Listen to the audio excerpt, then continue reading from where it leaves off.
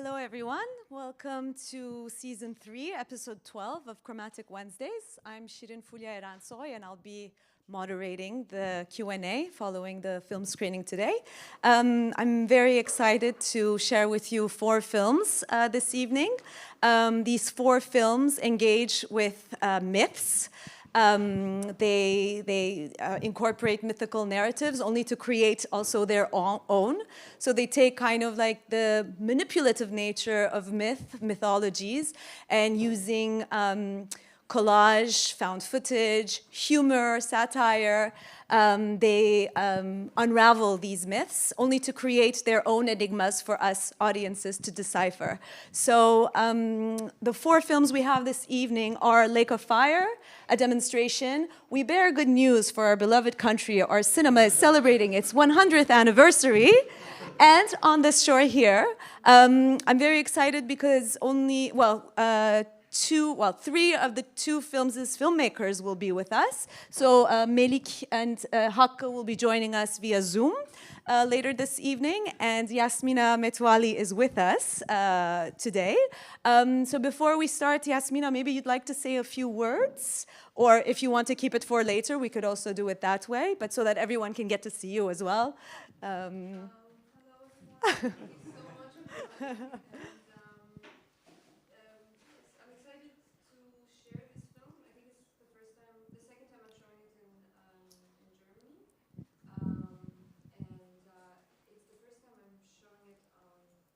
everyone.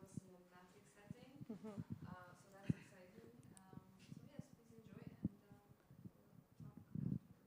We'll talk, yes, afterwards. So we'll show the 4 films, have a 10-minute break, and then we'll begin our Q&A. So I hope you enjoy the films and see you afterwards.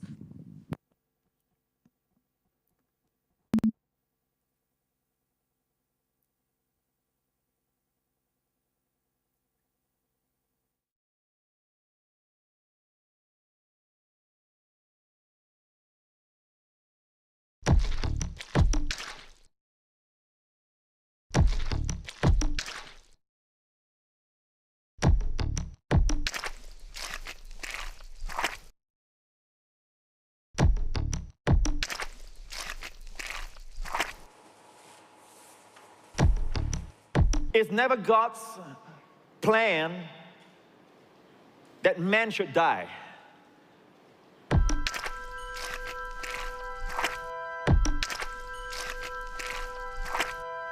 The last enemy is going to be destroyed. The last enemy that shall be destroyed is death. We have victory over death.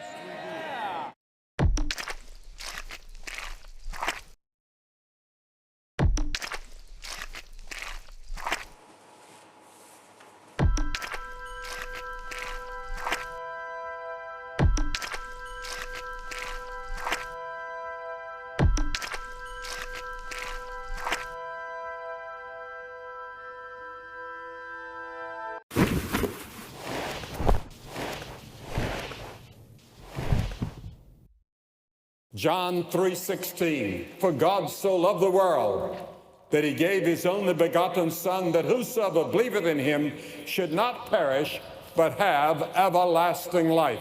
Everlasting life. Everlasting life. And everlasting means everlasting, means forever.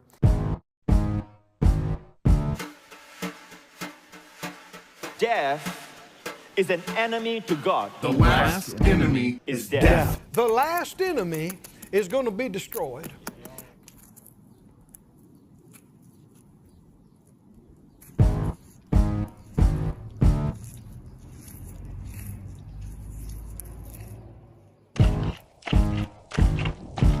We have victory over death. Victory over death. Victory over death. Victory over death. And say it, and say it, and say it. I have victory over death. I have victory over death. We weren't made to die. We're made to live forever. Forever, forever, and ever.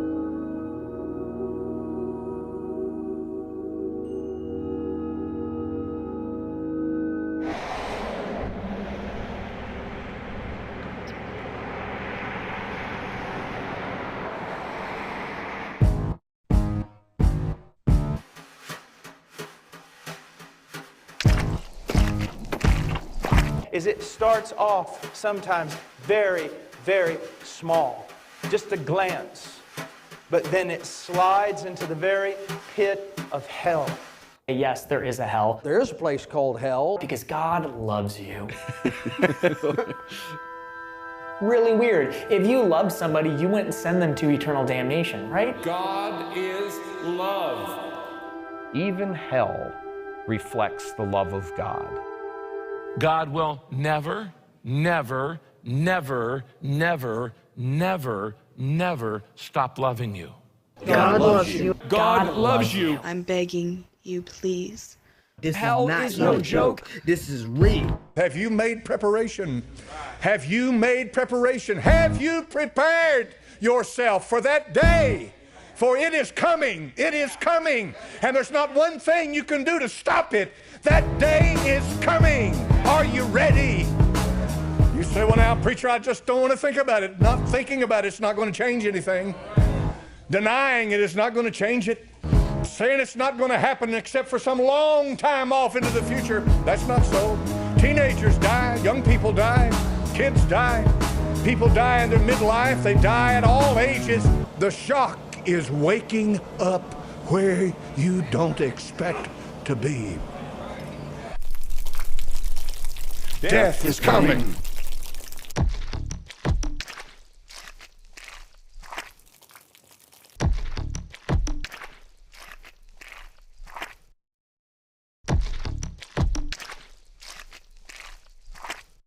Hell is a literal place in the center of the earth. All this has happened parallel up here, while all this reality underneath us is taking place. If you had a shovel and you could live long enough and you were strong enough and you started digging in your backyard and kept digging, you would eventually dig to hell.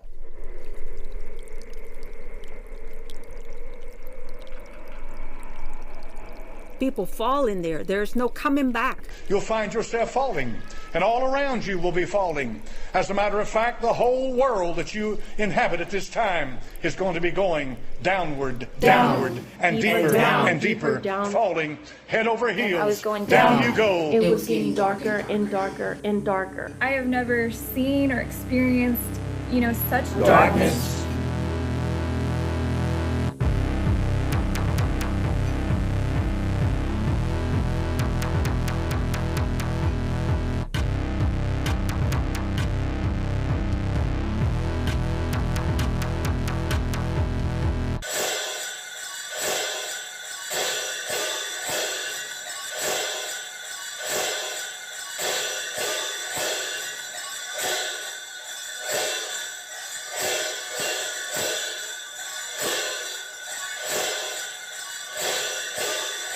There is a real devil. The devil is real. The devil is real. There will be a mark. The mark of the beast. The mark of the beast. The mark of the beast. The mark of the beast is yet to come based on the word of God. Stop scaring people. The real tall man. I'ma say man. This man or woman. It was like a creature. This being, this creature, which is like kind of half beast, half man. There were half humans, half like demons. The creatures weren't animals. They weren't humans. These were beasts. I'm talking about Satan. The devil.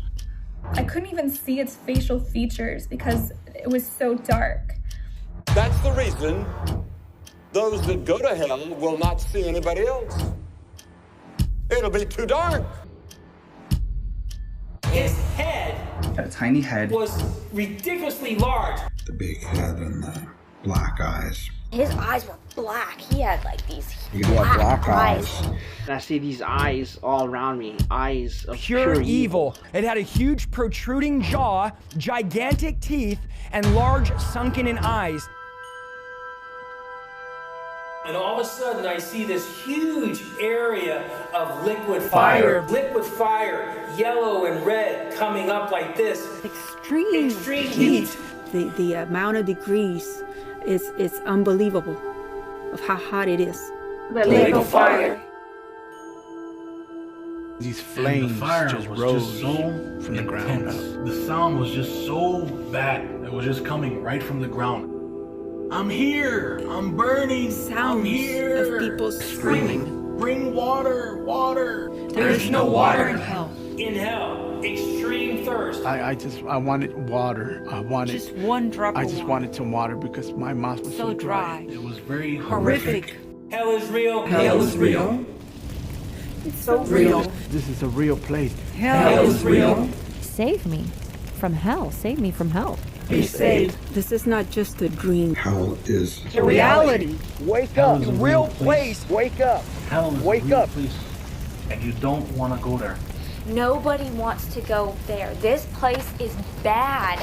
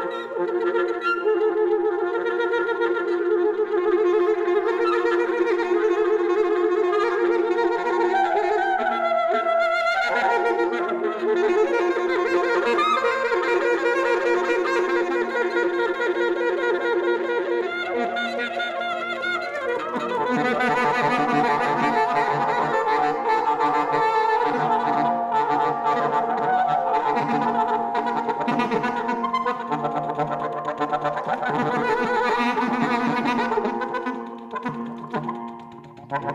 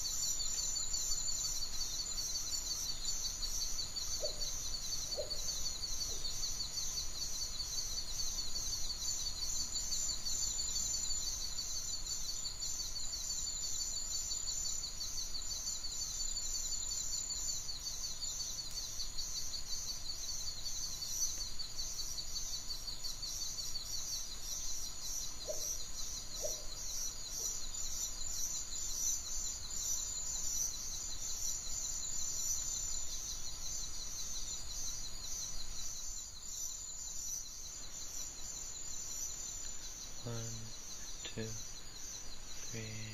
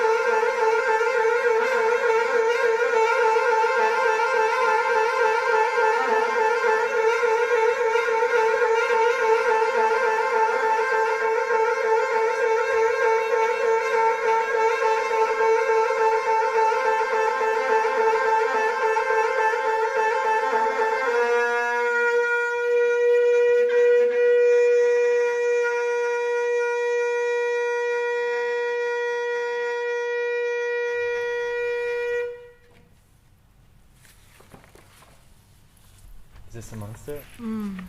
No, monster. Questo. 1, 2, 3, 1, 2, 3, 1, 2, 3. È un gallo. Sì, Guarda questo, mostro. Sì. Questo. 1, 2, 3, 1, 2, 3, 1, 2, 3. Capo, questo. 1, 2, 3, 1, 2, 3, 1, 2, 3. Eccoli. Tutti mostruosi. Sì. Fino a... Questo no. O sì. Che bestia. Questo no, dopo. No. Neanche questo. Quindi fino a... We want to stop.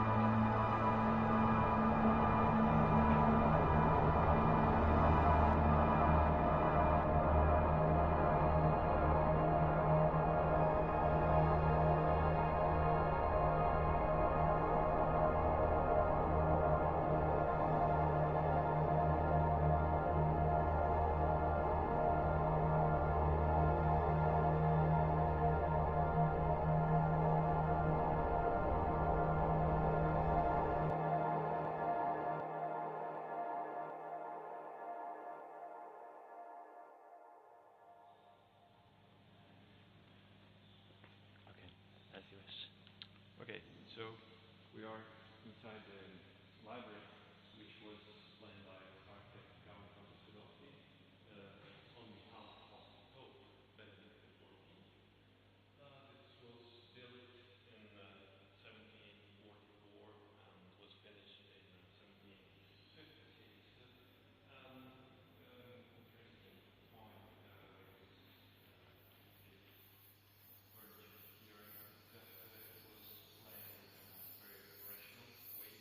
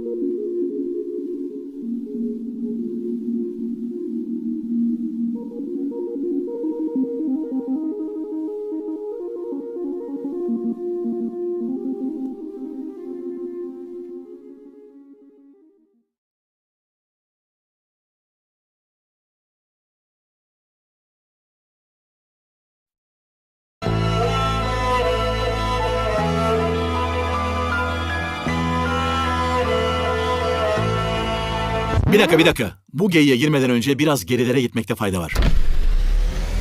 Sene 1876. İngiltere ve Fransa gibi dönemin büyük güçlerinin gerilemekte olan Osmanlı ile müttefik olup sımsıcak denizlere inmek isteyen Rusları yenilgiye uğrattığı Kırım Savaşı'ndan 20 sene sonra İstanbul'daki elçilerinin katıldığı bir konferans toplanır. Hani şu meşhur tersane konferansı. Ruslar 1860'larda Kafkaslar'da ortalığı darmaduman edince bölgenin Müslüman halkları Osmanlı'ya sığınmışlardı.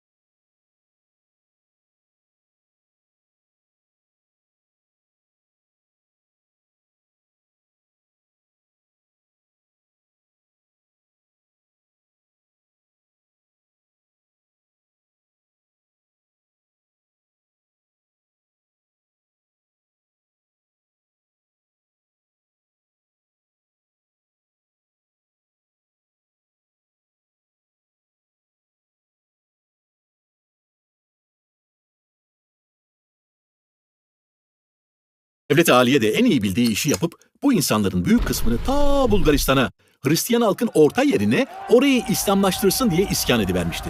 Tabii sonuç Bulgaristan'ı kana bulayan katliamlar oldu. O kadar çok kan akmıştı ki aralarında Oscar Wilde, Victor Hugo, Giuseppe Garibaldi ve Charles Darwin gibi ağır abilerin bulunduğu bir grup Devlet-i Aliye'nin bu çağ dışı yöntemlerine karşı bir şey yapmak gerektiği konusunda çağrıda bulunmuşlardı. Anlayacağınız Darwin denen sakallı sadece evrim yalanını uydurmakla kalmamış, iç işlerimize bile burnunu sokmuştu. Kedi canım senin. Ne de olsa Burası Türkiye. Yok öyle. devri kapanmış, burası Avrupa yok öyle dönemine girilmişti. Devlet-i Aliye'nin durumu o denli pespayeydi ki vezir ve nazır kendi başkentlerinde gerçekleşen bu konferansın karar görüşmelerine alınmamışlardı bile. Velhasıl günümüz badem bıyık idolü Sultan Abdülhamit Han Hazretlerinin çocuk kandırır gibi karar görüşmeleriyle tam da aynı gün ülke tarihinin ilk anayasası Kanuni Esasi'yi açıklaması ve böylelikle birinci meşrutiyetin ilanı da para etmemişti. Hülasa reform yapmamak için türlü gavura türlü bahane bulan Devlet-i Aliye yine yumurta kapıya dayandığında şark kurnazı bir reform paketi açıp Batılıların ağzına bir parmak glikozlu çakma bal sürmeyi seçmişti. Tam da ülkenin neredeyse bütün demokratikleşme tarihinde gavurların zoruyla genellikle 1950'lere dek gayrı, sonrasında da Müslim azınlıkların hakları için son dakikada kerhen çıkarılan ve hiçbir zaman pratikte uygulamaya geçmeyen yasalarda, reform paketlerinde ve hatta anayasalarda olacağı gibi. Sonuçta Tersane Konferansı, Kosova ve Nibolu savaşlarının rövanşıydı sanki. Sırp ve Karadağlılara bağımsızlık, Bosna ve Bulgaristan'a ise geniş birer özerklik tanınacak, ülke içindeki Hristiyan halkların hakkı korunacaktı. Kendilerine bağladılar. Tabii ki Ulu Hakan, Sultan Abdülhamit Han Hazretleri bu zehir zemberek kararları reddedecek, Çarlık Rusyası da Ortodoks müttefikleri ve çok daha modern olan ordusuyla Kafkaslar ve Balkanlardan Osmanlı'ya bir hışım giriverecekti. Ne diyorduk? Ruslar Kafkaslar'da Allah ne verdiyse ilerleyip Ardahan, Artvin, Batum ve Kars'ı bir güzel işgal eder. Çok iyi bu. Karşılık da veriyor. Batı cephesi daha büyük fecaat tabii. Tuna'yı bırak, Meriç'i de bir ay içinde geçiveren Rus ordusu ne Edirne, ne Çorlu, ne Çatalca dinlemiş ve Yeşilköy'e dayanıvermiştir.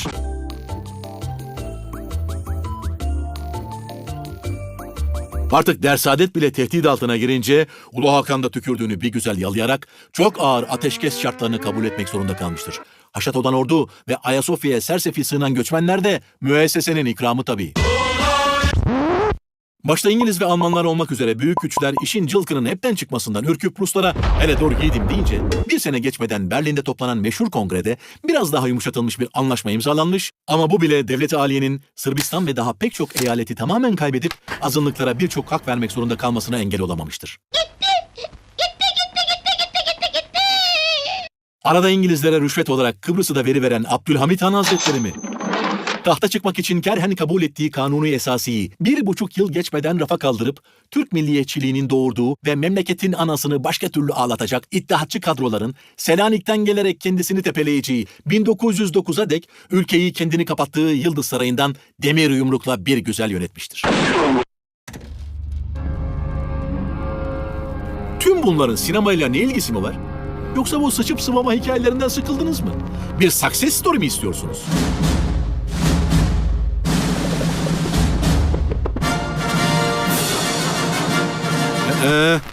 Sabırlı olun hele. Ne demiştik? Abdülhamit Han Hazretleri Ayakderese'de Ruslar ateşkes anlaşmasına bir de Ayastefanos'a şehitlik abidesi kaktırırlar. Efendim iş bu resmi mi resmi tarihe göre Türkiye sineması Kızıl Elma Gönül Alma diyerek iktidarı ele geçiren iddiaçı kadronun ülkeyi Almanların yanında 1. Cihan Harbi'ne sokmasından tam 3 gün sonra yani 14 Kasım 1914 Cumartesi günü çekilen ve şu bizim Ayastefanos abidesinin yıkılmasını belgeleyen filmle başlar. Yani 100. yılını kutladığımız sinemamızın doğumu düpedüz barbarca bir yıkımla gerçekleşir. Ya da aslında gerçekleşmez. Çünkü resmi tarihteki hemen her şey gibi bu da bir ton saçmalığa dayanan aslı astarı olduğu epey şüpheli bir iddia. Hiç kimsenin tartışamayacağı bir şey var ki Türkiye'de sinema 1897 Nisan'ında Lumière kardeşlerin operatörü Alexander Promyon'un çektiği 4 filmle başladı. Filmleri çekenin hangi milletten olduğunun ne önemi var? Her türlü milliyetçilik gibi boğucu ve saçma olan Türk milliyetçilik amentüsü sadece bu apaçık gerçeği değil. 1907 yılında Osmanlı tebaası Vılah kökenli Manaki kardeşlerin Despina ninelerini kayda aldıkları filmi de inkar ediyor. Hadi onu saymadık. Peki 1911'de Sultan Reşad'ın Selanik ve Manastır seyahatlerini çektikleri filmler? Bu da mı gol değil be? Manaki kardeşler özbeöz Müslüman Türk olmadıkları için değildir herhalde. Yok canım.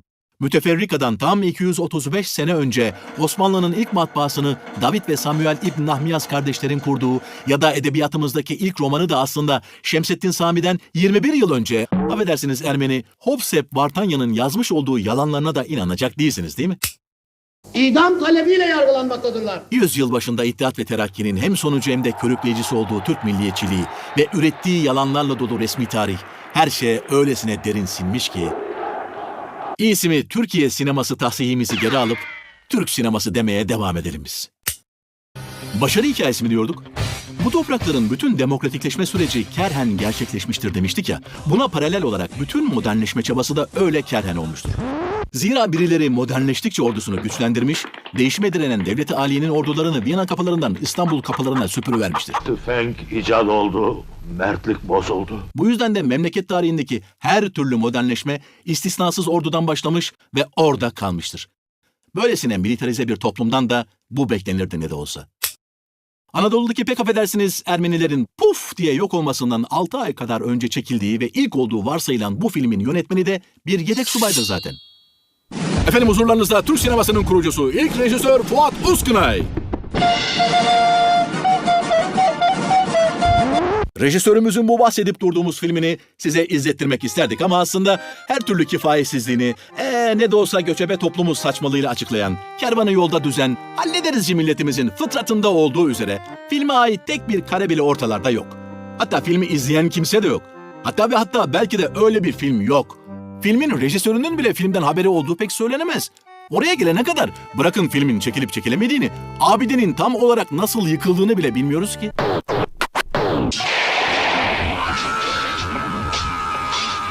Malum Cemal, Talat ve Enver'in kafa 1500 planları sonucu bir komployla Osmanlı bayrağı kuşanan Alman zırhlıları Göben'le Breslau, Yavuz ve Midilli'ye evrilerek Odessa'yı bombalayınca devlet-i aliye kendini 1. Dünya Savaşı'nın ortasında buluverdi.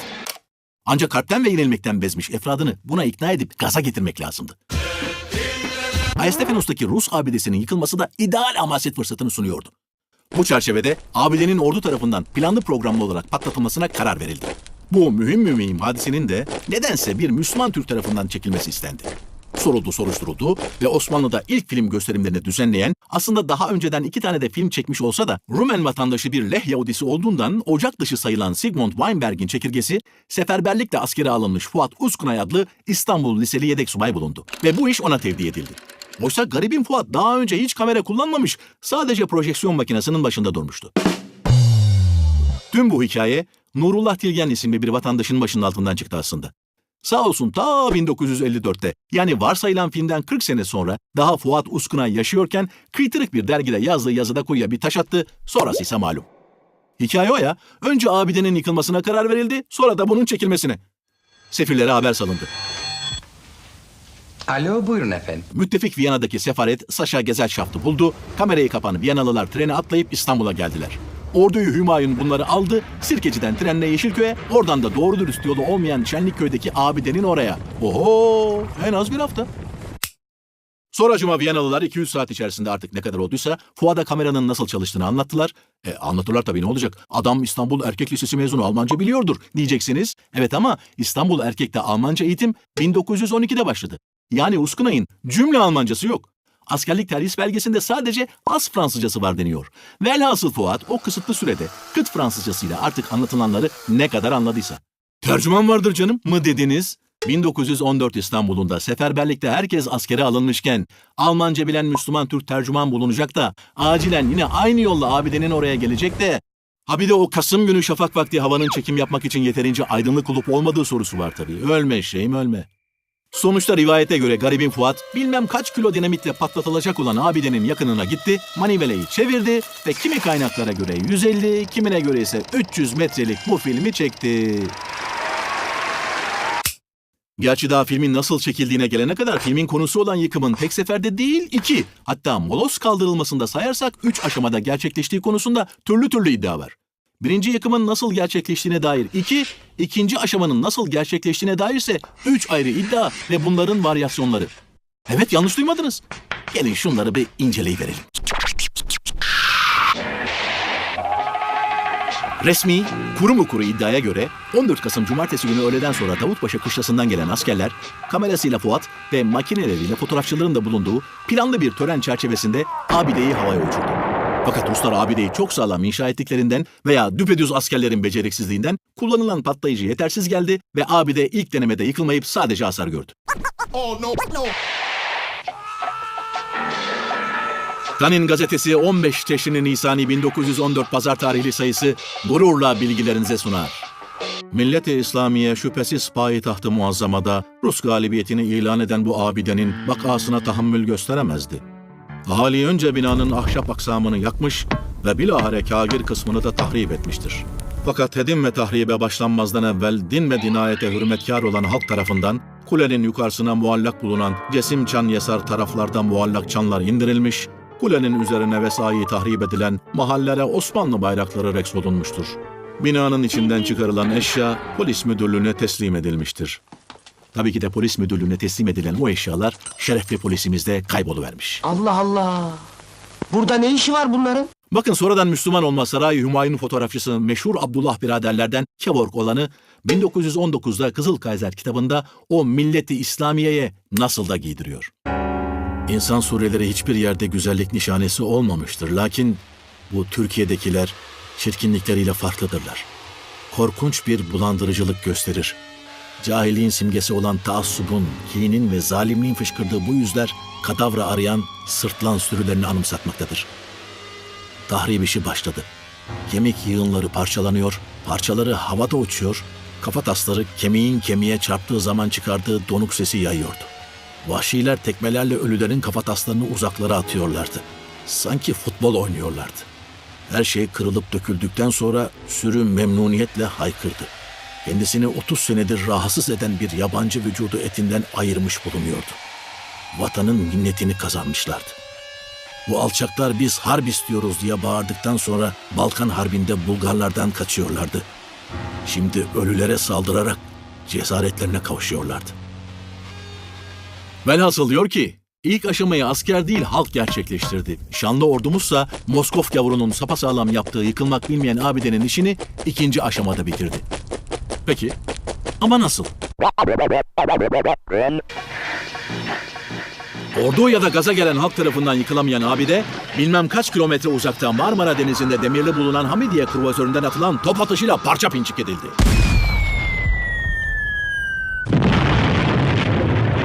Patladı. Hangi hayvan attı bu bombayı? Bu iddiaların bazılarını doğrulayan, bazılarını da yalanlayan bir kaynağımız daha var. Hem de ne kaynağı? Bahri Doğançay adlı, çekilin ben emekli yarbayım beyefendinin, ta 1950'de yine kıytırık bir dergide Hamaset'in ağababasını yaptığı bir anı metni. Hülasa o zamanların temeli Bahri, Davutpaşa kışlasındaymış. Bomba tahribat eğitimi için kışla dışına çıkmışlar ve eğitim amaçlı deneme patlaması için nedense Rus ABD'sinde alıştırma yapacakları tutmuş. Alıntılıyoruz. Bir gün evvel İstanbul ve civar köylerden gelen şahıslar ABD önünde nümayiş yapmışlar. O vaktin Emniyet Umum Müdürü olan Bedri Bey de ABD'nin içerisinde hadise dolayısıyla tetkiklerde bulunuyormuş. Bir köylü koşarak "Efendim süvariler ABD yıkıyorlar" demiş. Bedri Bey de pürteleş dışarı fırlamış. Alay kumandanına hangi makamdan emir alarak ve kendinize ne gibi bir selahiyet göstererek ABD'yi yıkacaksınız dedi. Alay kumandanı şehit merhum da hiddetti. Beyefendi vicdanımızdan 33 senedir milletin sinesine dikili duran Moskov'un bu meşhum ABD'sini yıkmak için daha 33 sene mi beklememiz lazımdır? Hükümet yıkmak istemiyorsa bunu yıkmak milletin hakkıdır mukabelesinde bulundu. Bedri Bey fazla konuşmadı. Otomobiline binerek İstanbul istikametini tuttu. Kumandanımız, arkadaşlar ABD'yi yıkacağız. Tahrip kalıplarımız bu işi başarmaya kafi gelmezse tırnaklarımızla sökeceğiz dedi. Kumandanım dedim. Müsaade ederseniz bu işi ben yapayım.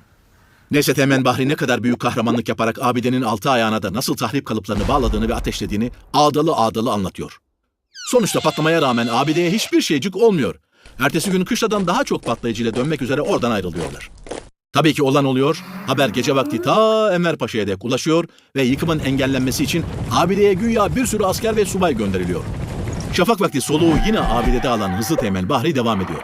Bizim alay kumandanını görünce nezaretin emri var ABD'yi yıkamazsınız dediler. O da muhakkak yıkacağım diye cevap verdi. Eğer mübanaat ederseniz alayı getirdim ve askerlere hakiki fişek verdim. Zor kullanırım. Burada her şey göze alınacaktır. Konuşma çok hararetlenmiş ve şiddetlenmişti. Tam bu anda kaputumun altına birkaç tahrik balbı sokarak alay kumandanının yanına sokuldum. Çok yavaş sesle "Efendim siz lafa tutun ben kuleye çıkıp ateşleyeyim" dedim. Keyiflendi. Eliyle dürterek muvaffakat işaretini verdi. 1-2 saniye sonra merdiven başındaydım. Ne? Bir gün evvelki infilakın fırlattığı irili ufaklı taşlarla merdiven yolu tıkalı. Düşünecek an değil. Gençlik bu, heyecan bu, aşk bu. Tabiri caizse yılan gibi sürünerek bu müşkülü yendim ve sağlığa çıktım. Sağlam ayaklardan ikisine kalıpları bağladım, kapsülleri koydum, fitilini taktım. Birden sesimin bütün tonuyla "Kaçın, ateşliyorum!" diye haykırdım. İstisnasız herkes soluğu uzaklarda alıyor. Bilmem nasıl bir kudret o müşkül merdiven yolunu sürat ve suhuletle geçmemi temin etti. Bir saniye sonra bir infilak. Gözler, fotoğraf adreseleri, çarpan yürekler oraya çevrildi. Herkeste bir çığlık, bir sevinç bağrışmaları. Duman sıyrıldı. ABD'nin bahsi geçen kısmından yukarısı yok. Hızlı Teğmen Bahri bir sene sonra 1915'te Eleşkirt Bitlis Adana'da babaları, kardeşleri, oğulları teşhir edilen Ermeni kızlarına sulanan subaylar arasında mıydı bilmiyoruz ama en azından ömrü vefa ettiyse 1950'deki bu yazısından 5 sene sonra 6-7 Eylül'de kendine en yakın semtteki gavurları bastonuyla kovaladığını ve bunu orada evinde ağzından salyalar saçarak anlattığını savlamak olası. Sonuç olarak yasa dışı bir şekilde yıkıldığı belli olan ABD'yi yıkanlar hakkında elbette ki âlicenap devletimiz hiçbir kovuşturmaya başvurmamış. Ha bir de Teğmen Bahri'nin bahsettiği fotoğraf adreselerinin çektiği fotoğraflar var tabii. Bu fotoğraflarda patlamanın ABD'nin alt tarafındaki kaidenin 4 tarafına yerleştirilen fünyelerle gerçekleştiği apaçık görülüyor. Ama ABD'nin yakınlarında kameralı biri görünmüyor.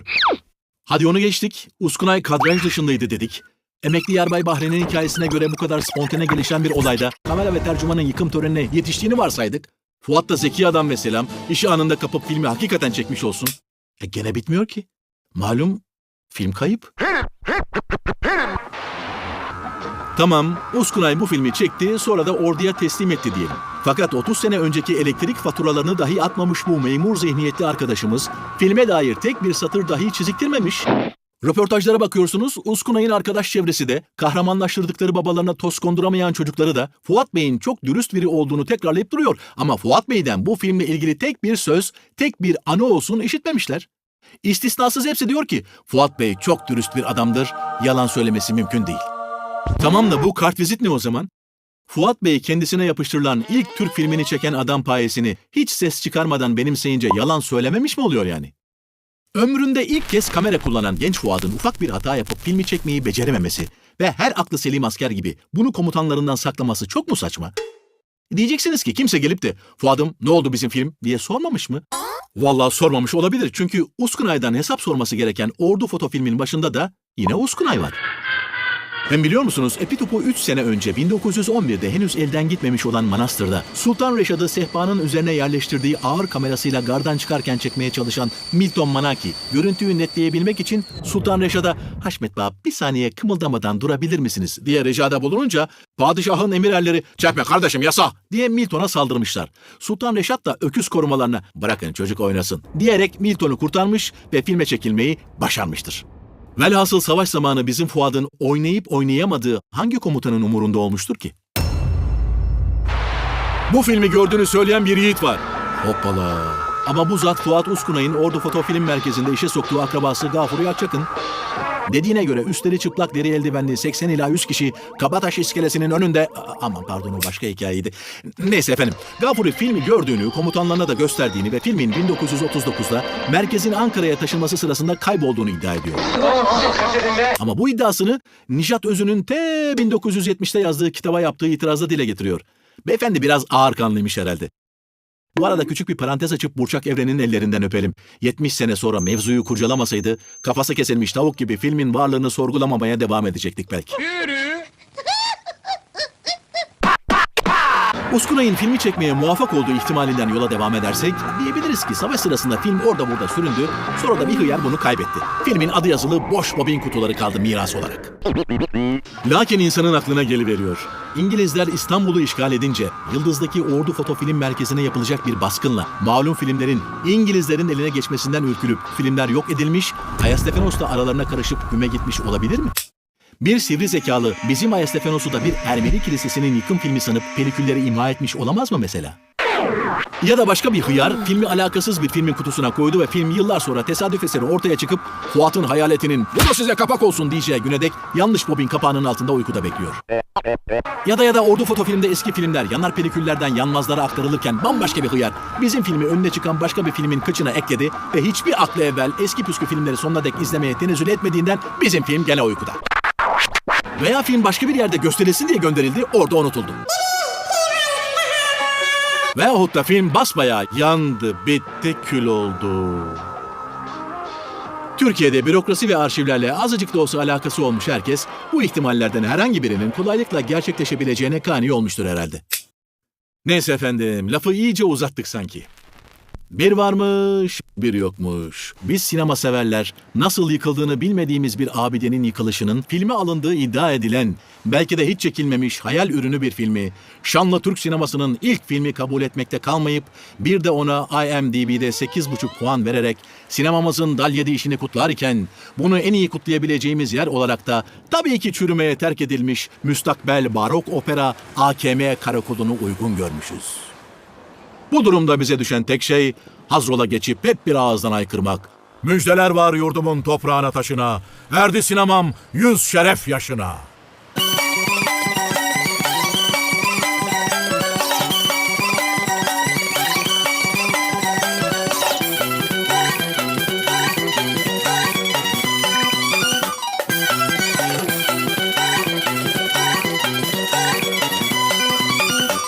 Sizlerden ricamız aynı ilgi ve heyecanı kaybetmemeleri için bu filmin sonunu yakınlarınıza anlatmamanız.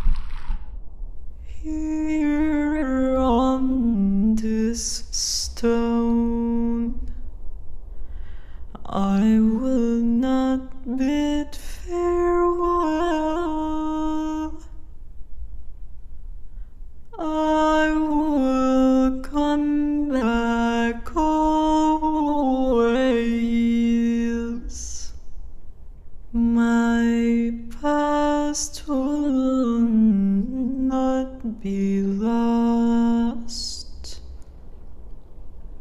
I will shape it a story, grafted on tectonic plates, inscribed on walls, sounding in moving grounds. All the flying boulders will bear it. All surfaces reflecting and non-reflecting will bear it. I resolve in my heart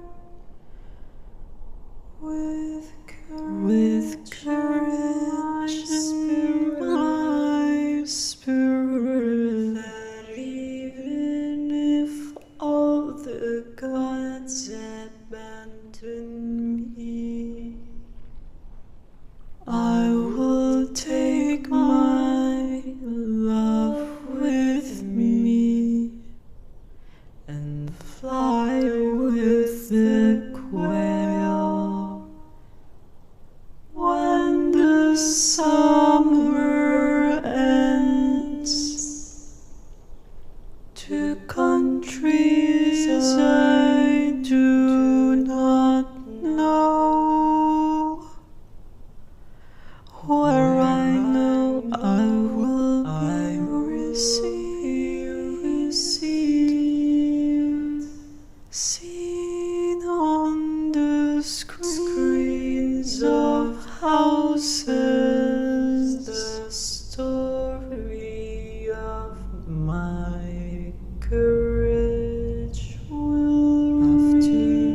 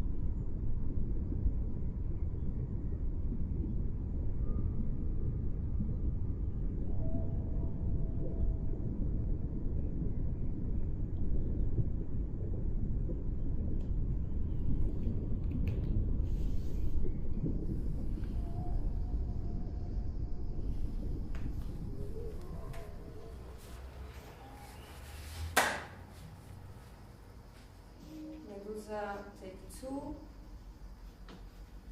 here on this beach.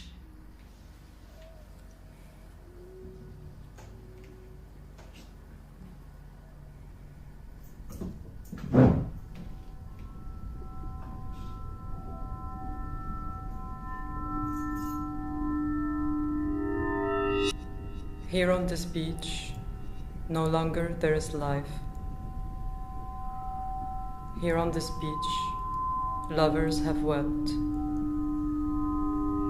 Here on this beach, there was water, but it receded, and with it the fish. And stones like wings flew 10 meters high, exploded in the air. The waves of these waters have taken all the lost stories of love and brought them back as sorrows. And the clouds of gas.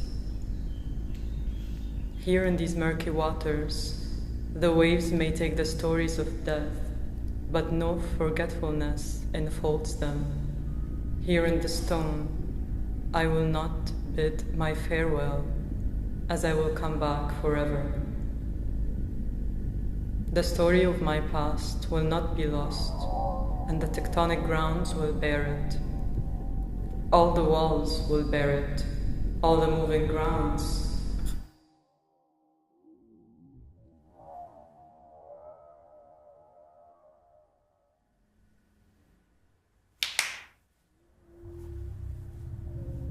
The story of my past will not be lost, and the tectonic grounds will bear it. All the walls will bear it. All the moving grounds will bear it. All the flying boulders will bear it.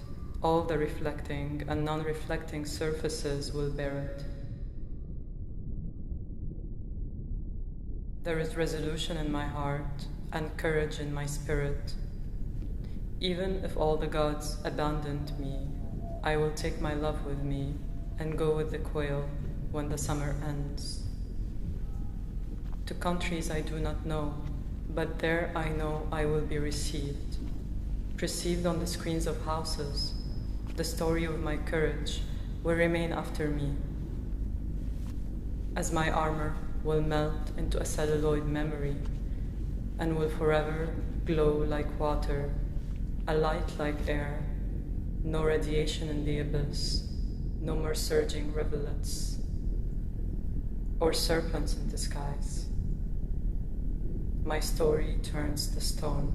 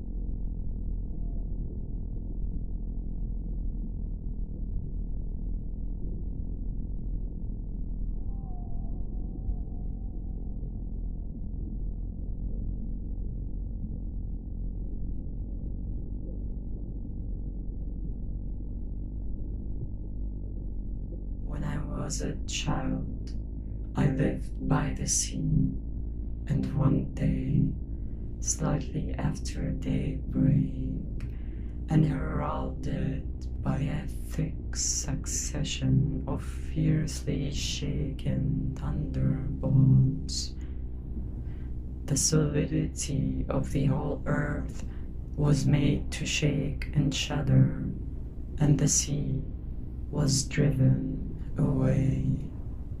Its waves were rolled back and it disappeared, so that the abyss of the depths was uncovered, and many shaped varieties of sea creatures were seen stuck in the slime. The great wastes of those valleys and mountains, which the very creation had dismissed beneath the vast whirlpools at that moment, as it was given to be believed, looked up at the sun's rays. Many ships then were stranded as if on dry land, and people wandered at will about the paltry remains of the waters to collect fish and the like in their hands.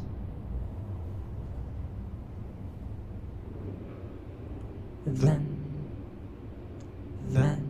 the roaring sea, as if insulted by its repulse, rises back in turn, and through the teeming shoals dashed itself violently on islands and extensive tracts of the mainland, and flattened innumerable buildings in towns or wherever they were found.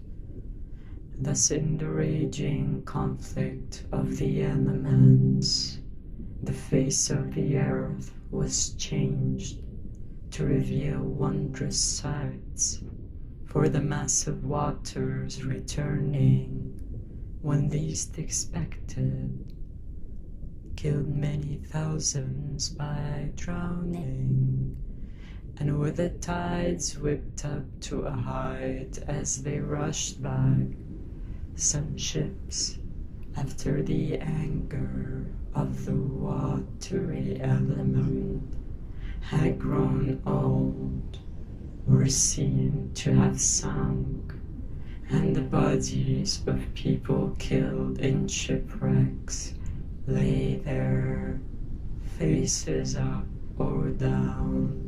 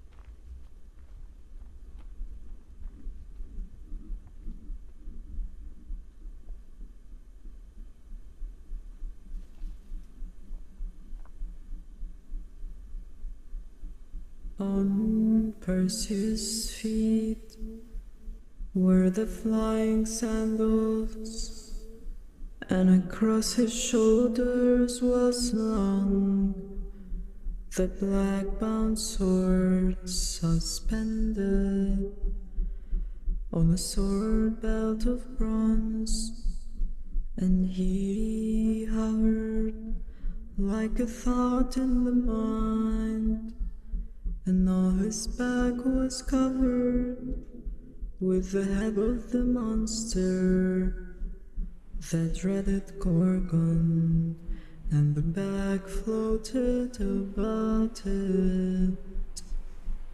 I wonder to look at, done in silver, but the shining tassels fluttered. and they were gold, and the temples of the Lord Perseus were hooded over by the war cap of Hades, which confers terrible darkness. The son of the night, Perseus himself sped onward, like one who goes in haste enter, as meanwhile the rest of the Gorgons tumbled along behind him, unapproachable, indescribable.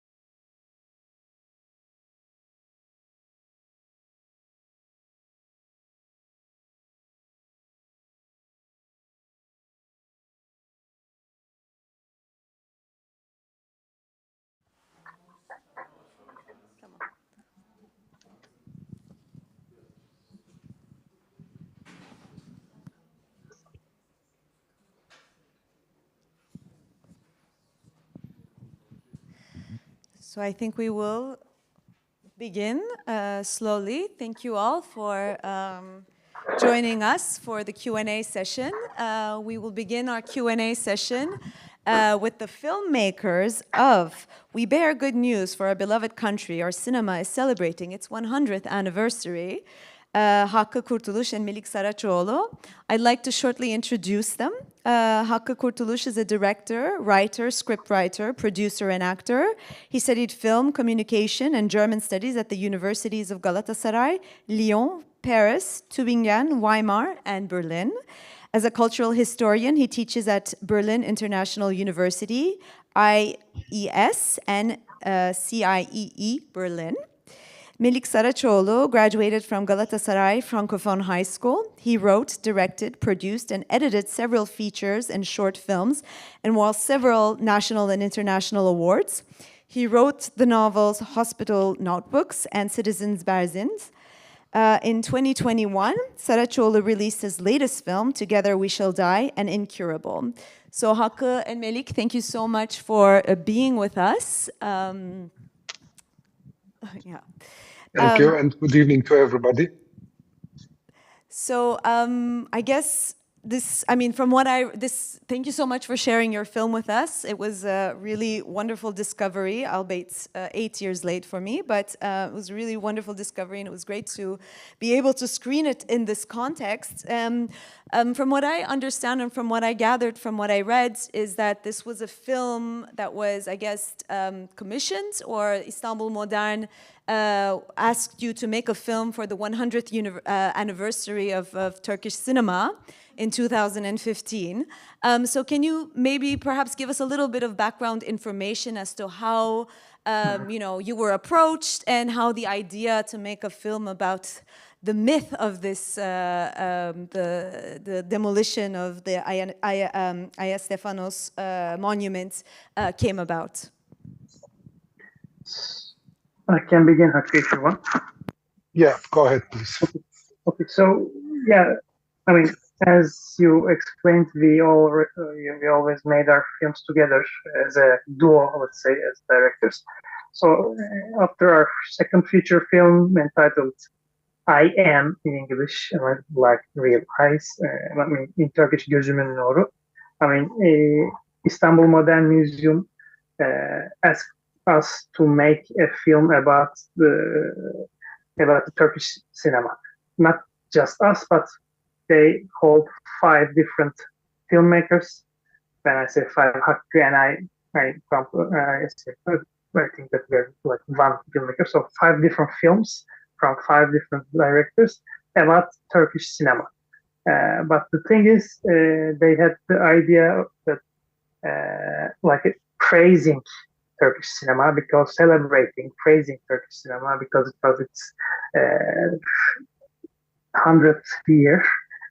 So they expected from us, all of us, to praise, say that how wonderful Turkish cinema, maybe a little romantic way, but Hakkı and I, we thought that we can do something different, maybe something a bit like the opposite that they expected from us. So we began to think, how can we dig this myth of Turkish cinema? Is there a Turkish cinema, etc., etc., and we began to work on the project. So maybe Hakkı can continue. First of all, good evening. Normally I'm a Berliner as well. I live there, but yeah, it's somehow tonight I'm in Antalya, and I hope the music is not disturbing. I'm in an hotel room. Sorry for that. So 2015, those were the good years. Turkish capitalism was kind of prosperous, and Turkish bourgeoisie had some funds and some guts to fund some art, courageous art, or young artists, let's say. So 2015 those were the years of the foundation of Istanbul Modern. That was the legacy of Eczacıbaşı family, the famous family, one of the biggest producers of pharmaceuticals in Turkey, like in the last 100 years. And they started this project with great enthusiasm. So they wanted to make Istanbul Modern as a kind of missing Istanbul Cinematheque as well, because Istanbul Cinematheque was closed by the military soldiers, by the military coup in 1980 without any serious reason. Because just the Cinematheque was the home for some leftist films just before the coup. That was the reason. And since then, we didn't have any Cinematheque. So they wanted to make Istanbul Modern a kind of home for the cinephiles of Istanbul as well. And that was before Osman Kavala and his imprisonment. So the Istanbul bourgeoisie were a bit pinching some money to the arts, and especially young cinema. So we were ordered to make a film, and the sum wasn't enough, something generous. In the end, it was Turkey. It's not. You shouldn't think like in Berlin terms. So making a fiction out of this wasn't that feasible, to be honest. So there was a practical reason. And the second thing is, we were pissed off with this so-called legend and myth about everything about not only Turkish cinema, but about Turkishness and so on and so forth. It's not only the question about Turkey. All nation states are founded on myths, like all the power structures, all the states. But nation states are particularly fun to talk about. And our case is like one of the latest. Our republic was founded in 1923, and we are just now celebrating the 100th anniversary of the Lausanne Treaty. By the way, that was just today or yesterday. Anyway, so basically, it's a kind of relatively fresh, young nation state. The only close examples are, I guess, Czechoslovakia. Okay, it's not a one nation state, but binational state. Maybe Romania. But anyway, Turkish history and story is way more sophisticated than those stories within Europe. So, and as we were showered with the French philosophy and the French ideas and thinking throughout our studies, Roland Barthes, Roland Barthes, and so on and so forth. And of course, Jean-Luc Godard and his Histoire du cinéma, histories of cinema. We wanted to deconstruct this myth about 1914. So because it's nonsense, it's an absolute BS, 1914, and therefore all these pompous celebrations about in 2014 and 15 about the 100th anniversary of Turkish cinema was like. Anyway, and why they have chosen us?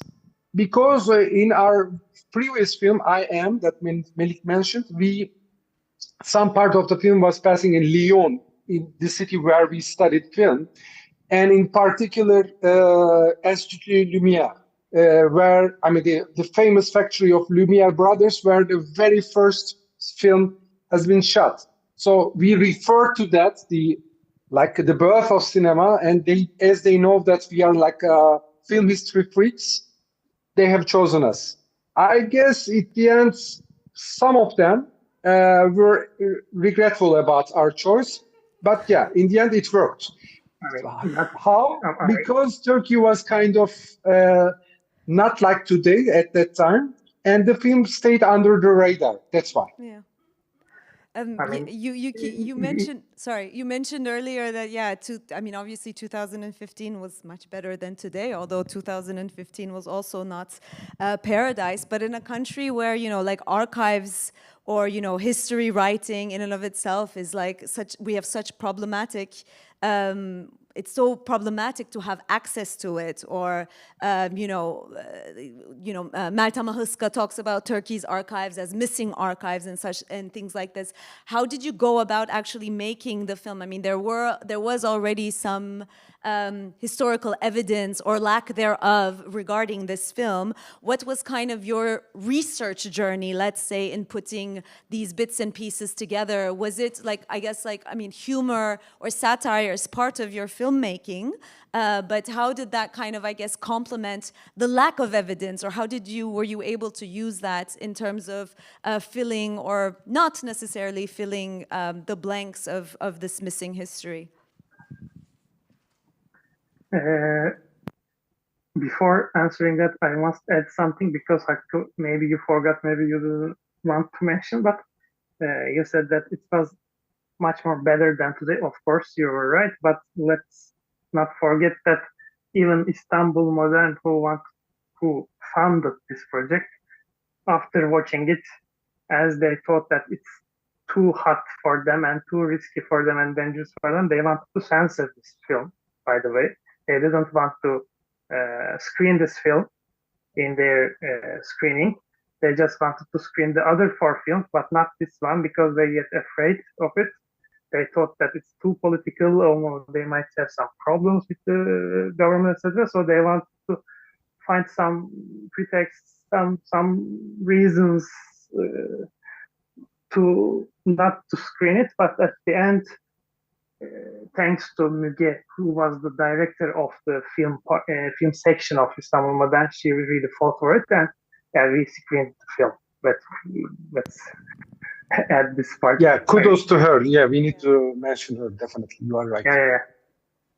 And for the archival part, and you are right, totally right. I mean, it was quite challenging for us. I mean, the research and the writing part took a quite long time for us to, I mean, maybe even it was longer than to making the film. I mean, because it was like trying to dig a hole with a small needle. We tried to find documents, we tried to find some letters, we tried to find some, I mean, we tried to find the original video footage, etc., etc. But I mean, at the end, yeah, we found some old magazines, I guess, and some articles on these old magazines written by some people, I mean, who researched film historians, film historians, but it was quite rare. I mean, it was then, as we couldn't find enough, let's say, document about the Turkish cinema, then we begin to dig and try to find more documents about the Aya Stefanos monument. It's not 100% related to the film, to the first film, but it was the subject and object of the first film. So this is why at least we could find some documents, some archival documents about the monument itself. It wasn't enough, but still, I mean, we could at least find something to begin with. I need to add that we were already, of course, aware of, we were like mad and read all about what Nishat Özön and Giovanni Scognamillo, all these old guys wrote the classics of Turkish cinema history. And their somehow problematic genesis as chosen genesis Fuat Uskunay's film. And so we depicted, basically we had to make a kind of it was like a military operation. We encircled the subject through any possible means. Even from urbanistic point of view, because even this monument, there is absolutely no trace of it in Şenlikköy, near Yeşilköy right now, and it's still no access zone. I personally tried to get inside this place to find there some debris or something, but no, everything is completely deleted, and this is typical of Turkey. So we are so used to it. And that's why that also gave us that forced us to find some creative creative ways to encircle the subject, I guess. And it has been a quite long time, but yeah, we shared our knowledge with some other film buffs, Turkish film history buffs, and I need to mention Savaş Arslan, Professor Savaş Arslan, also who helped us a lot.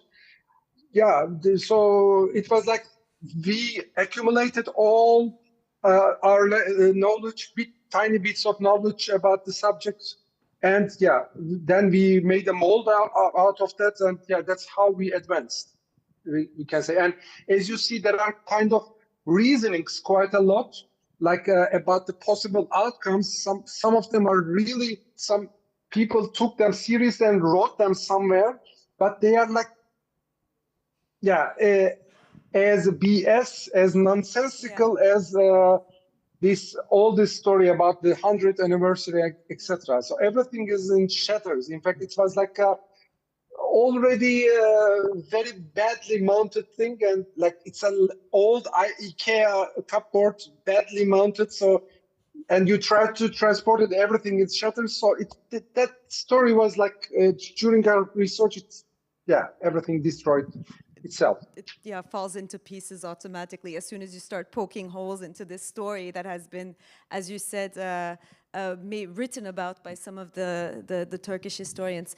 I'd like to maybe turn to the audience to see if there's a question, and if not, maybe just you have a question? Yeah. And we need to admit that it's for non-Turkish speakers, especially, let's say, even non-native Turkish speakers. It's really difficult to follow the film. We are sorry about that. It's of course we are not enemy of our non-native Turkish spectators, but it was a deliberate choice to do the film like that.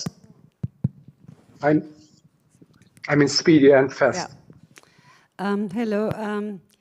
Thank you very much for the film.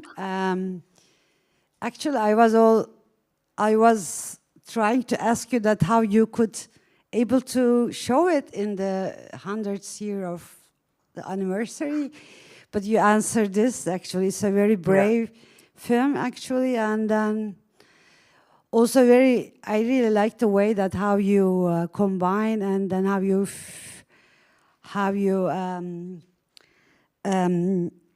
you construct the film, the way that you tell the story. I mean, the history, taking part of the history, and kind of the way that you try to hide the things through to kind of caricaturizing the things.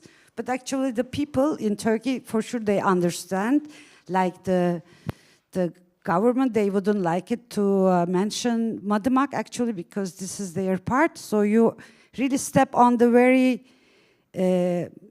kind of dangerous areas that you're supposed to not to step on it. I mean, mentioning the Madımak or the Armenian genocide, and so how you will do it? And you are also teaching at university in Turkey. So what will your future?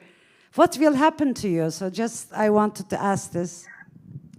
Maybe I could just add on to that, because I wanted to also ask something in relation to this question, in relation to to access to memory or fake memory, or these issues like the Armenian genocide or Hrant Dink's murder, like things you're not supposed to question, right? And the same with the 100 years of Turkish cinema, you're not supposed to question it. So how do you kind of navigate that? How did you navigate, this how does this film, I guess, contribute to this conversation about memory, or national memory, and so forth, and in addition to the question that was asked earlier? I mean, Turkey. I mean, it's not only Turkey, of course. It's not so different in other countries, European countries or Asian countries. But of course, as a Turkish citizen who lives in Turkey right now in Istanbul, I can criticize here. Otherwise, it's not an exception, I think, Turkey. But here, I mean, it's really strange because it's also related to memory. There are things that really happened, and common memory. But I say we try to not to see them, and we try to hide them. We try to think that they didn't happen. And in the other hand, there are things that didn't happen, but we all try to believe that they all happened, like our glorious Turkish cinema, which began to this specific date with this, etc., etc. So it's really strange and probably unhealthy not to avoid things that really happened, like Madımak, or pogrom or genocide, and things that didn't happen, and we try to believe that, that's why we call them myths.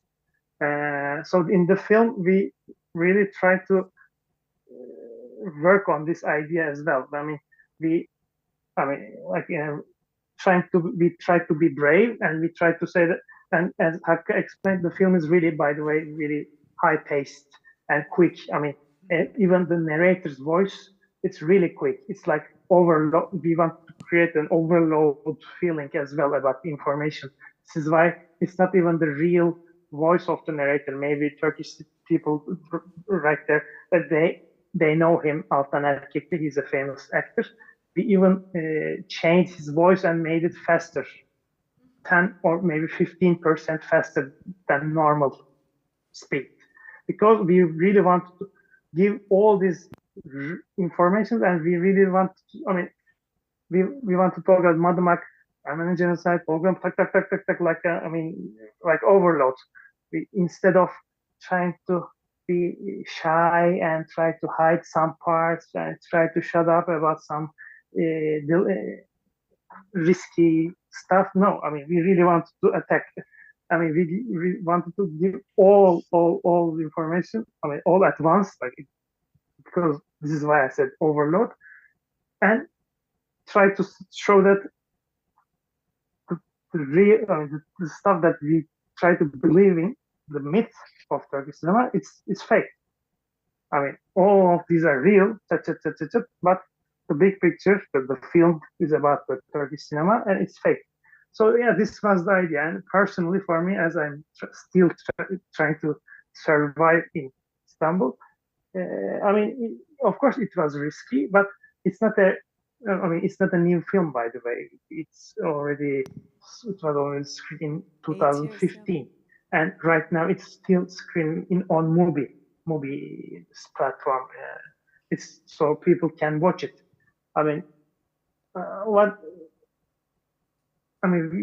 Of course, it's a bit risky, but what to do? It's instead of doing nothing and not speaking, and we prefer to talk, and we prefer to make something a little bit brave, maybe. But who knows? Maybe in the upcoming days, upcoming weeks, it will be even more dangerous for me to be the director of this film and to live in Istanbul. I don't know. We'll see. But I guess there are quite a lot non-Turkish spectators there. So let me explain something. First of all, we have some advantage compared to Western nations. We don't have that powerful bourgeoisie, and we don't have this dominant bourgeois culture. So the thing is, related to that, we don't have a very efficient state, how to say, surveillance. So a Turkish Stasi or Turkish Gestapo wouldn't be possible, because if you live a bit in Turkey, you would understand. Nobody can take such detailed records of any surveillance activity or something. Like, imagine the lives of the others, for example. No Turkish spy would make that amount of pedantic notes about everyday life, etc., etc. This is typical Turkey. So what happens? So we made the film. Nobody watched the film, apart from some freaks. So nothing happened. Okay, yeah, this is Turkey. Yes, so it won the best short film prize in that year, by the way. Still, yes, nobody watched it. Yeah. Yeah, and I need to say that Turkey is a really strange place. I mean, um, especially for a German mind, uh, forget about all the cliches about about Turkey. Forget, because basically what you know is all wrong, I need to say. Look, what I'm gonna say probably can be a good answer to the strange case of our film. In Cağaloğlu, in central historical Istanbul, there is the center of Diyanet Yayınevi. Diyanet is the Turkish religious affairs. It's a state organism, okay? Basically, it gets, their budget is like 5 times the budget of Ministry of Tourism and the Culture in Turkey. So it's a gigantic organism, and they have their own publishing house. They are extremely wealthy, and their central HQ bookstore is at Cağaloğlu. This is the historical center of Turkish publishing. And once, I guess some 5 years ago, so some few years ago after that film, I was strolling by from that part and of Istanbul, and you know what I see on the bookstore's frontal window? They were exhibiting their newest books, some overfunded, nonsensical religious stuff, badly designed, badly printed, etc., and some other books, okay, published from some other bookshop publishing houses. And what I see, I will never forget that. I guess I've made a picture of it. I lost it. Or Yuval Harari's Homo sapiens. So, because basically speaking, these guys, they don't even read the back of the book, what this book is about.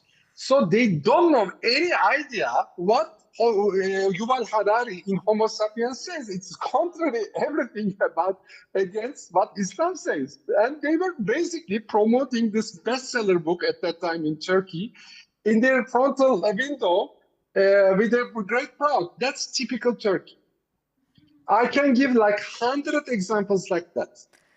About our films. So they don't watch, they are uninterested, they don't listen, they don't read. So you can even exhibit Homo sapiens, the book, in front of at the front window of the religious affairs bookstore. So yeah, that's how we survived. This film survived somehow. And there is also another thing, like in the end they are right, man. Yeah, okay, they are doing an undesired film, but they are right. Yeah, that's also very Turkish. Yeah, but things can change. We'll see. What can I say? Well, here's to hoping. So Melih and Hakkı, thank you so much for having joined us. I hope we'll have another occasion to have you here in person. But yeah, thank you. Thank you for sharing your film, and thank you for joining us. Bye.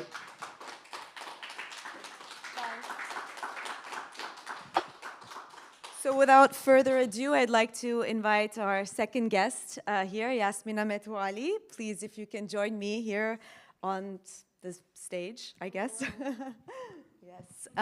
I'd like to quickly introduce Yasmina. She's an artist and filmmaker who's based between Cairo and Berlin, and a member of the Mosrin Video Collective. She works in video and film and has recently started drawing again. Rooted in performance, theater, and film, her works focus on process-based practices that have social function, generating tension between participants and audiences. Metwali's work has been exhibited at international art venues and festivals. After From Behind of the Monument and Out on the Street with Philip Risk. This is her third Forum Expanded participation. So this film, yes, premiered at Forum Expanded this year in February. And now this is its second screening, yeah? So I guess like the first question, because with all the three films, one of the first things that I was curious about was the backstory, because, just to find out how these films, why they were made, how they came together. So can you perhaps share with us how this film was initiated and what you had kind of in mind when you put it together?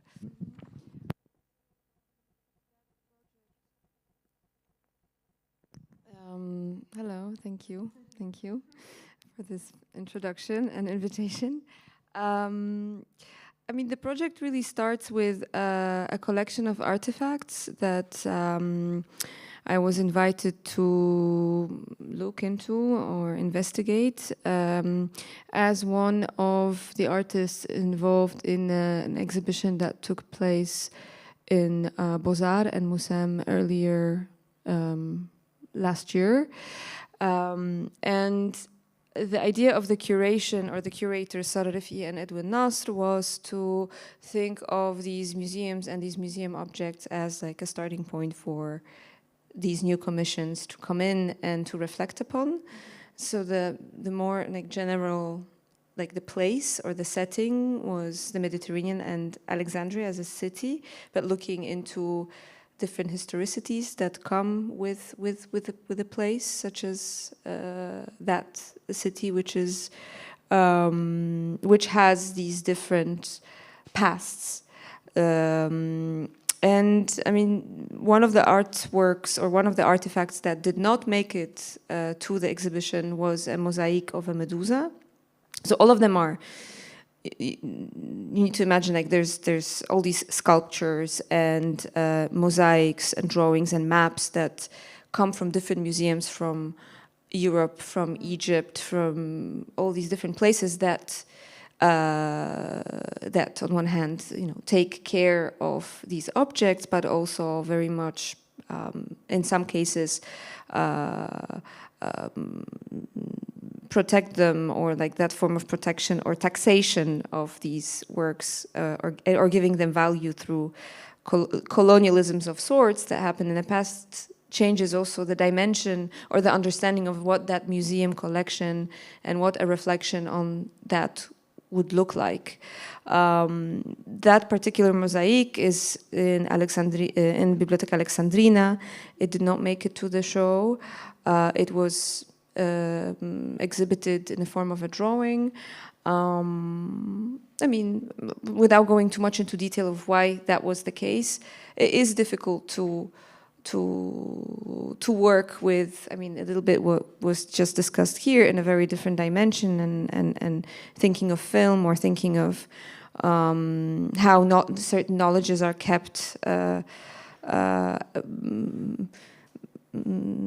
are faked, or are kept, in the case of Egypt, are kept away or protected. And the moment you expose yourself to that knowledge, you're also exposing the process or yourself as an artist, or as a thinker, as a writer, and so on, which is something that maybe not in that film in particular, but that I'm interested in, which is freedom of speech and like the different like legality, or like the legal value of the work within all these different laws that have been created since probably 2018 or earlier, with the new governance. Yeah. So it starts in Alexandria, yes. Yeah. It starts in Alexandria. And this thing that you mentioned with the information that we see or that we're exposed to and so forth ties in with, I think, yes, like because Yasmina and I had a conversation about her film before tonight, but it was really interesting to talk about these different dimensions of the gaze. So when you think, obviously, we have Medusa here, who is our protagonist, narrator, who embodies different voices, let's say, and she becomes kind of our guide and the gatekeeper of these different spaces and dimensions and so forth. But it's also, when you think about Medusa and the myth, in mythology, you think about the gaze. So the gaze functions, I guess, or to look at, or what to look at functions on very different levels. So how does Medusa kind of work for you to be both the gatekeeper and kind of the narrator, or the spine of the work to structure your, let's say, narrative and your thematic kind of explorations in the film? I mean, so I do think of this work as that it has a linear aspect to it. Like there is a linearity to a story, where we see this creature that shows up, and then, I mean, some people could think of her or them as a Medusa, but perhaps not, and that's also okay. It was a collaboration with different people, with Noura Farahat, CGI artist that I worked with a costume designer that I also worked with before. So it was also an Ale Abdulatif, who is the voicing narrator. So it was also very experimental. And to me, this is a very, very different project from anything that I've done before. So it was also about like poking like different things that I wanted to try out with also a group of friends. So the linearity is important, but maybe also not. I think like the different texts are important to the story in a sense of like some linear circumstance and one thing leading to another.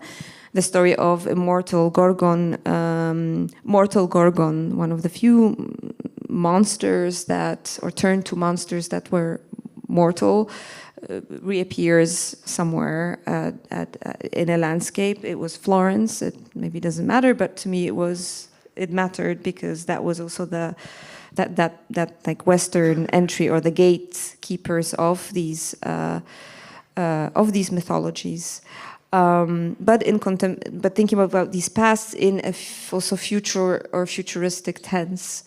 So these connections she narrates through her gaze, through that CGI transformation where her eyes speak or are connected to her voice. And then finally she or them, they turn into their voice turns into a register of sorts, into a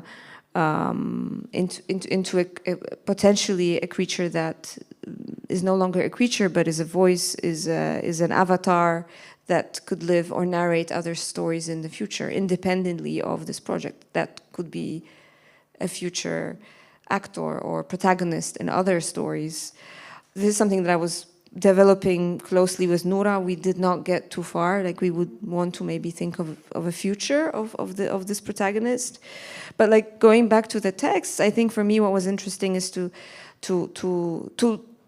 study like also the feminist side to Medusa, and that idea of like gazing at, but also her gazing back, and what does that mean to gaze back into these different narration, like these different stories, which are significant to how we from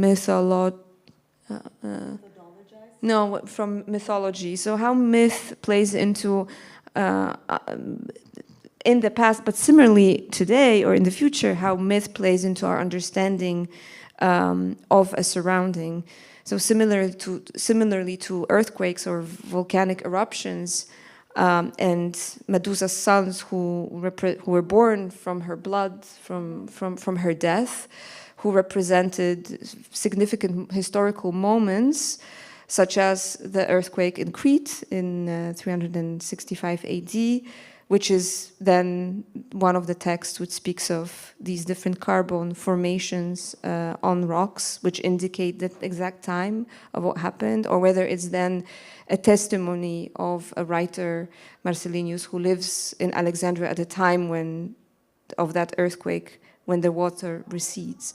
So this whole these different historical, but also not historical moment of unleashing what's underneath or what's hidden, and then that gets consumed by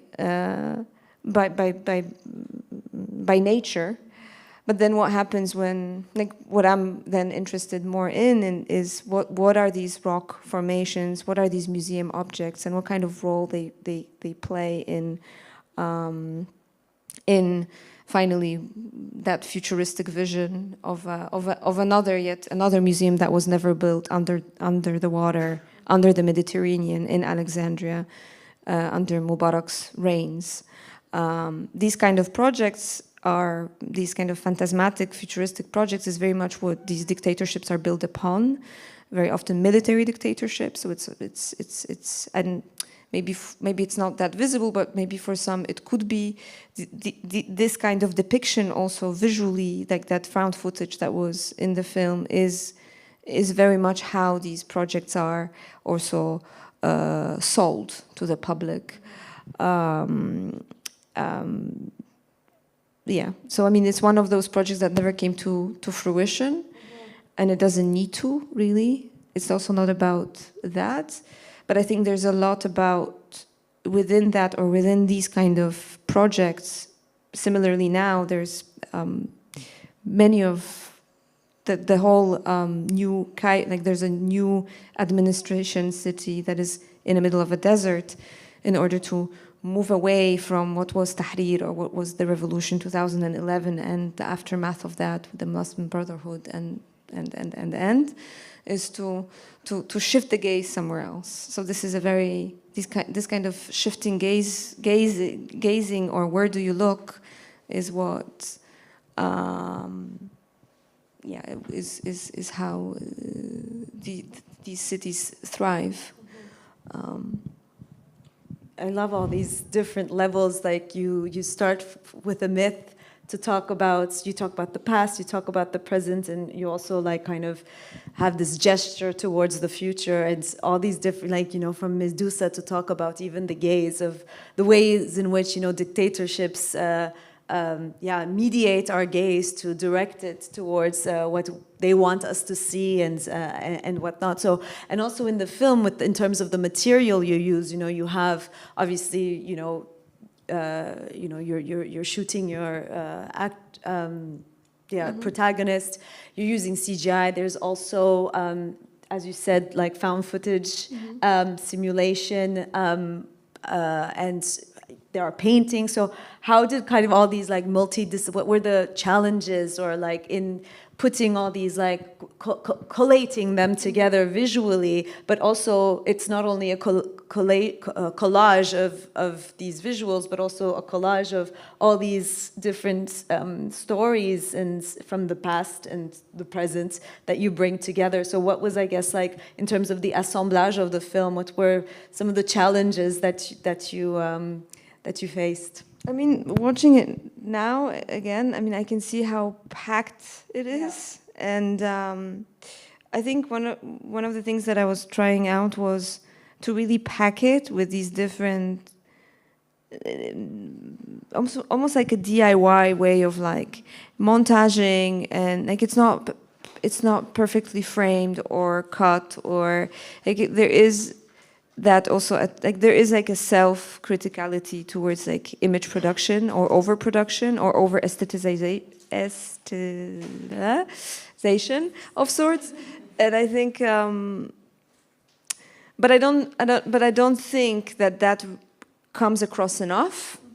It did for some of the audiences. Like there was this like, okay, like there was the feel, or like the intention of that, like paper maché in a way, but also very serious, but also very romantic and sung, and you know, like there's all these different elements. How do they come together? I feel they do more at times and less at other times. I do like the attempt to especially working with an actor, and recording it together, and then like adding another element or another one. And one of like the text was supposed to be read, like the film was supposed to look different, but then like these layers just started to build up, and so I think I enjoyed that process. But how does it read as a whole? That's something that goes back to the audiences, because I'm pretty sure that a lot of what I said is not really clear, or not clear at all, unless maybe there's subtitles, which is something that I'm considering now more, so you can actually follow the text, because there are stories or there are things that are being said. But yeah, I don't know, like it is very layered for sure. But that's what I like one of the reasons why we wanted to select this film is that every time, because this is the fourth time I've been watching it, and after speaking to you and also kind of reading the synopsis, there's all these cues, and it's kind of like this mystery that to be resolved. And when you make the connections, you feel like, oh, you know, like you're getting one step closer to that, you know, to that future or whatever that it is that you're gesturing towards. But maybe, you know, that we have you with us, and we're such a nice, intimate group, our audiences might have some questions, and don't be shy. Everyone's being shy. Also okay if not. It's but Can you explain about the choice of your costume design? Yes. I mean, I worked with Marta Szepulska, who's a Polish costume designer. She works in theater, and we worked together before on a very different project, but that involved these textiles, military textiles, like multicam mostly, and we worked intensely with like different costumes that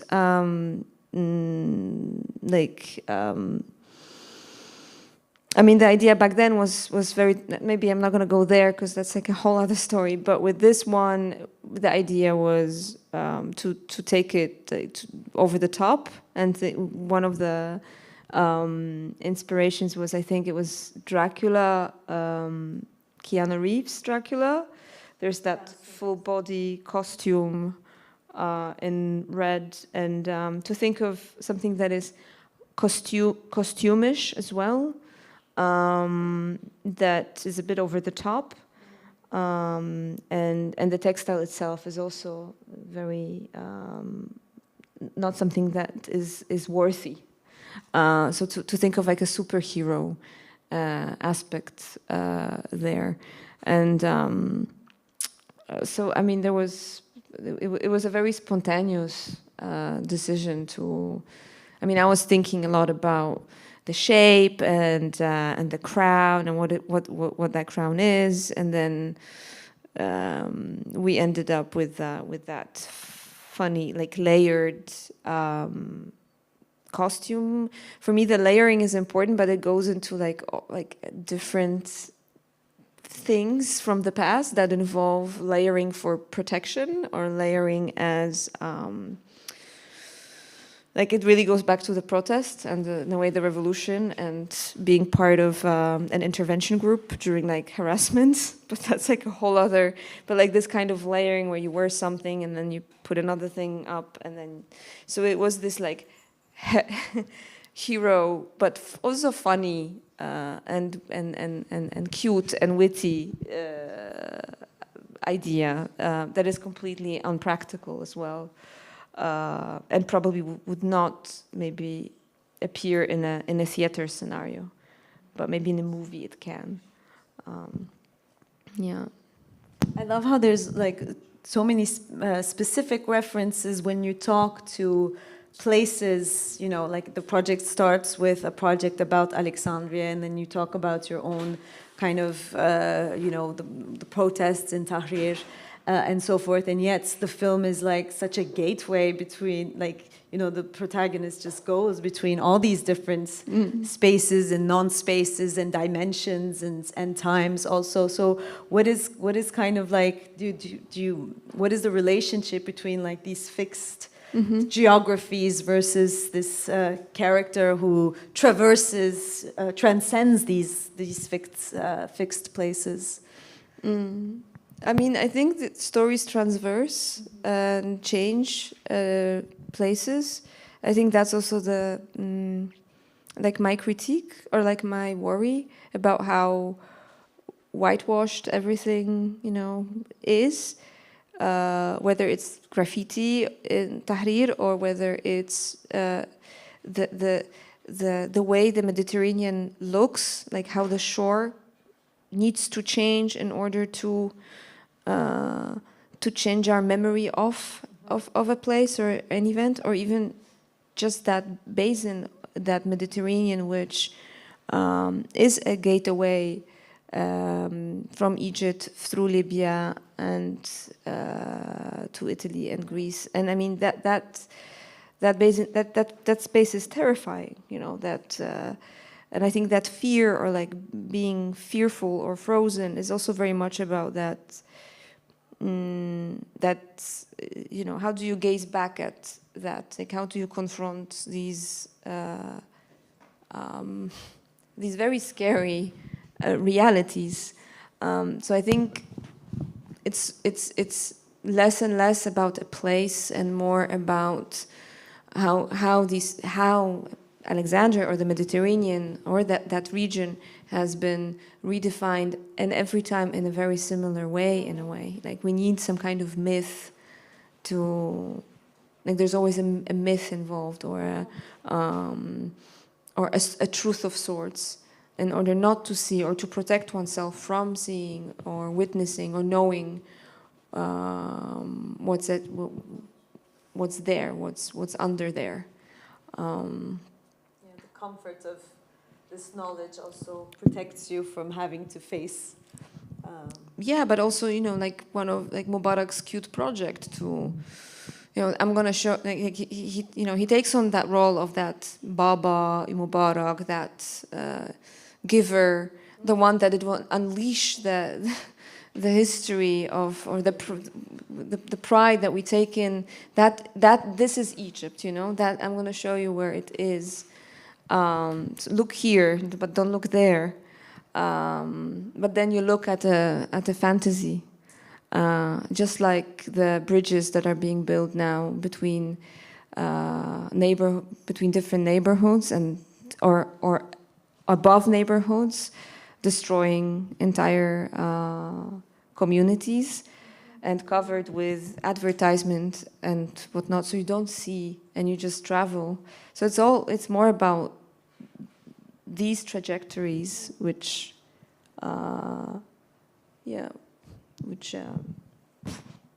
censor the gaze. Maybe I'll turn once again to the audience, see if there's any questions, and if not, I think we can slowly wrap up. Yasmina, thank you so much for being here. Thank you for staying. And sharing your film with us. Thank you to the Chromatic Wednesdays team, Melih and Emre and Ece, as well as Apartman Project for hosting us. And yes, hope to see you at our next event. Have a good evening. Thank you. Thanks.